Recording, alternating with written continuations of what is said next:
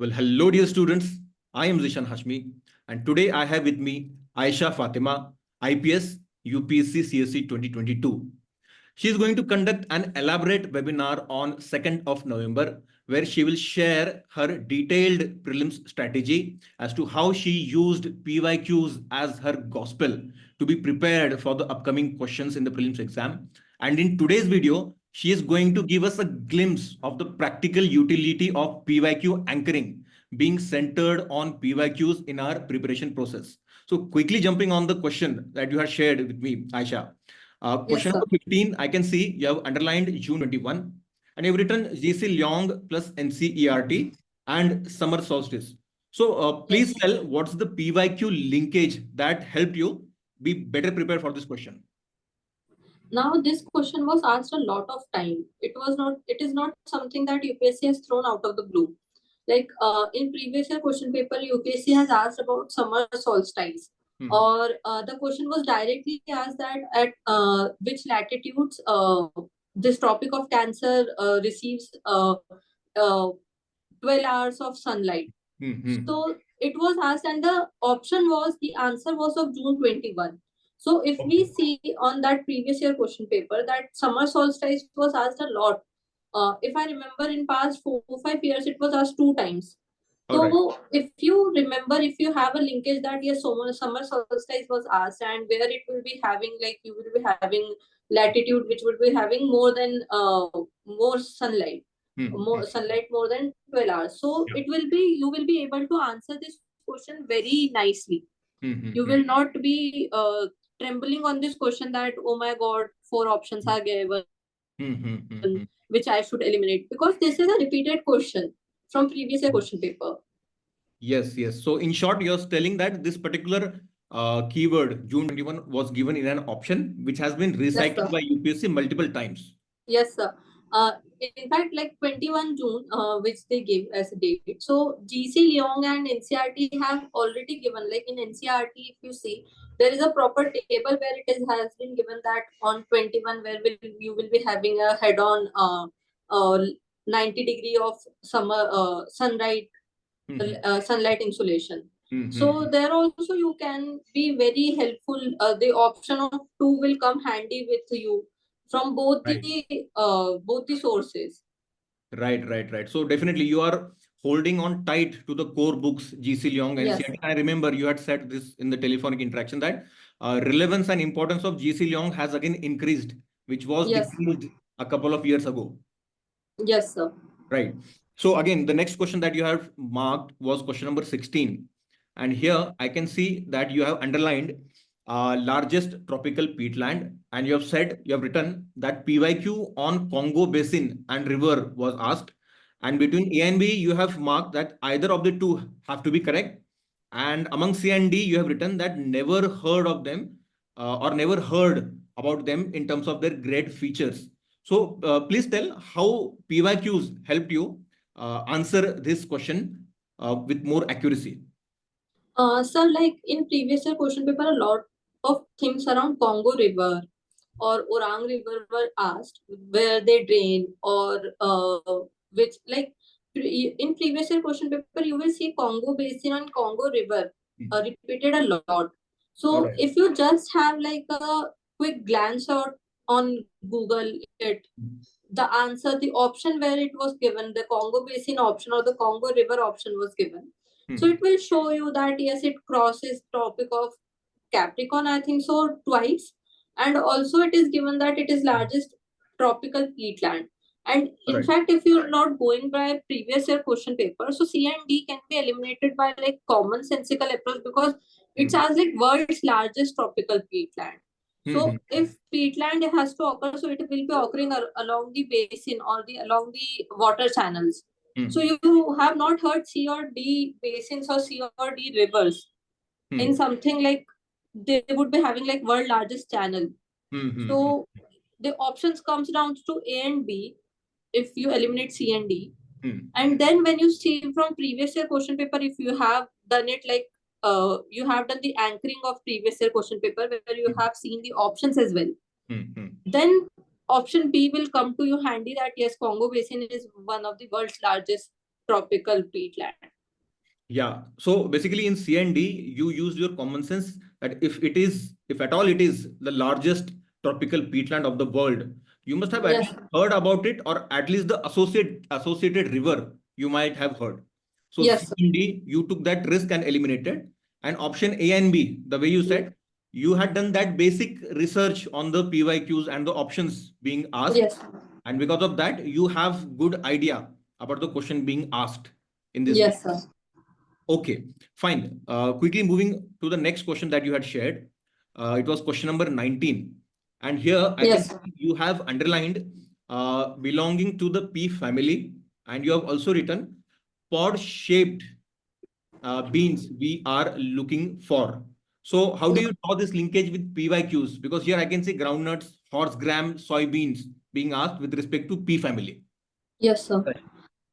Sir, so in 2020 or 21, as far as I can remember, in previous year question paper, it was asked that which of these are like legumes. So leguminous plants. So in Hmm. that option, groundnut and horse gram was one of the options from 5 or 6 options that UPSC gave. Hmm. So I don't remember exactly what was the answer of that question, but in groundnut and horse gram were one of the options of it. Hmm. And soybean has also been asked from UPSC that Kharif and Rabi crops. Hmm. So if you just have a general idea that in previous year question paper that it was asked, these Hmm. things were asked, and you just Google it and just have a snapshot of how they look like. Hmm. So Hmm. you will be able to How did decipher they- that, Yeah. yeah, it is like a pea family. So what everybody has eaten peas. Hmm. So you will be remembering that, yeah, it should be a pod shape and it should Hmm. be a bean shape. Hmm. So you will be able to decipher this if you just have had a look that how do they look Yeah. like groundnut, horse grams, and soybeans. Hmm. So you will be able to decipher that, yeah, pea family will be belonging to something Yeah. that should be like a pod shape and there should be a bean in it. Hmm. Hmm. Hmm. Hmm. Hmm.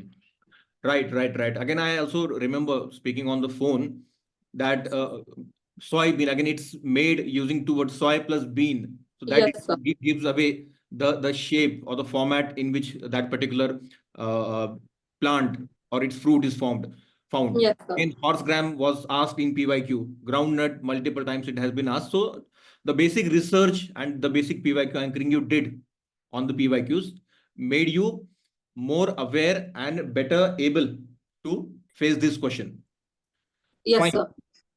The next question that you have shared is question number 30, where you have directly eliminated cashew and papaya, and you have written that red sanders is endemic to Eastern Ghats, and you have underlined actually native to India. So I'm Yes, sir. interested to see what PYQ linkage helped you to answer this question correctly. Sir, like Red Sanders was asked a lot in previous year question paper, like in 2019 or before that, that which of the following is endemic to India or endemic to Eastern Ghats. It was like the question was this. So Red Sanders, you know, from Hmm. previous year question paper that yes, it is endemic to Eastern Ghats. But Yeah. if you see at cashew and papaya, so cashew, if you remember from either of the NCRT or Satish Chandra, or in fact a spectrum that yeah, cashew was introduced by Portuguese. So cashew was, I think so. Cashew was also one of the options when it was asked in previous year question paper. Cashew and papaya both, where it was asked in previous year question paper that which are actually native to India. So from the 2-3 options that UPSC used to give, like in 4 options there were three options each. So in that options, cashew and papaya was there. If cashew was not there, papaya was surely there. All right. So that option was not the answer. So if you have read previous year question paper not only from the source that yeah this is right or this is wrong, but also the options that they have made. The question of that point becomes answer of this year. So the questions in the earlier papers and the options in the earlier papers become the answer in the latest Yes, paper. sir. Also, I remember you saying this very interestingly, that although this appears more of a random question and somewhat like an environment kind of a question, but this is actually a history question because you were able Yes, to sir. solve it based on your reading of history. Yes, sir. Like this, both the options that I eliminated, cashew and papaya, it was just because of the history gimmick and history knowledge that you gain. Uh, Cashew is directly written in Spectrum, I think so, that yeah, cashew was introduced by Portuguese when it was written the benefits of Portuguese Empire. And papaya, if you remember, so in Satish Chandra, if I remember that it was a line from previous year old NCRT that papaya was brought for Mughal Empire. So if you just remember this history snapshots that yeah, this was not there in India, they were introduced in India. So you will be able to cancel it, and this is more of historical question rather than I would say an environment or geographical question. In question number 8, I can see that you have encircled North Sea and you have raised a question mark between Germany and Russia. So you were trying to decide between Germany and Russia. And later you have written that reference to geography map has to be taken. Also, you had made reference to Nord pipeline, which was in news. Please elaborate on this, Aisha. So, like if you see, UPSC has asked a lot of questions about Caspian Sea countries that are bordering, Black Sea. So, if you see, so UPSC has been asking this sort of question that which of the countries border these seas and lakes or anything sort of that. So, if you remember that yes, this countries UPSC has been asking from previous year question paper, if not directly, if they are saying that this is the sea that they have asked. But this sort of question you can see in previous year question paper that it asks that which countries border this or this sea. Now, if somehow you skip that part that UPSC has been asking this type of question, so the one thing that raises question mark is like Germany and Russia. They are not neighbors. So when you come to North Sea and you know that North Sea is treacherous and it is infamous for its huge tides and huge waves. So you remember that from current affairs also, if you see that people are like trying to immigrate from France to Britain via North Sea. So the channel. So if you also be like in current affairs, if you see that North Sea has been in news a lot. So you can see that North Sea is above France and what Britain. So it comes down to that Finland and Norway are like Nordic countries, so they will be in the North Sea. And Germany and Russia are not. So one may get confused that Russia is not in the Eastern Europe, but there is a part of Russia that borders North Sea. Yeah. And if you see, so Nord pipeline was in news where Russia and Germany were having this gas pipeline. So it also passes through North Sea, and Germany cancelled it after Russia-Ukraine war. So in that news also and previous year question paper will make you somehow connect with the options that yes, North Sea, how come Germany and Russia will be having a partnership if they are not bordering? So that makes that it is a mixture of both previous year question paper in line of previous year question paper and also the current affairs. Yeah, so PYQ coupled with current affairs. Also, I can see that you have used your implied knowledge. You have broad idea, broad overview of the boundaries and neighboring countries, and you knew for sure that Russia and Germany are not neighbors in the technical sense. Yes, sir. So you cannot think in silos in the exam paper. If you see that any knowledge that you are gaining and you can apply it in the examination hall, where you can eliminate it by somehow, like being a PSIL student, I knew that Nord pipeline and it was in news actually.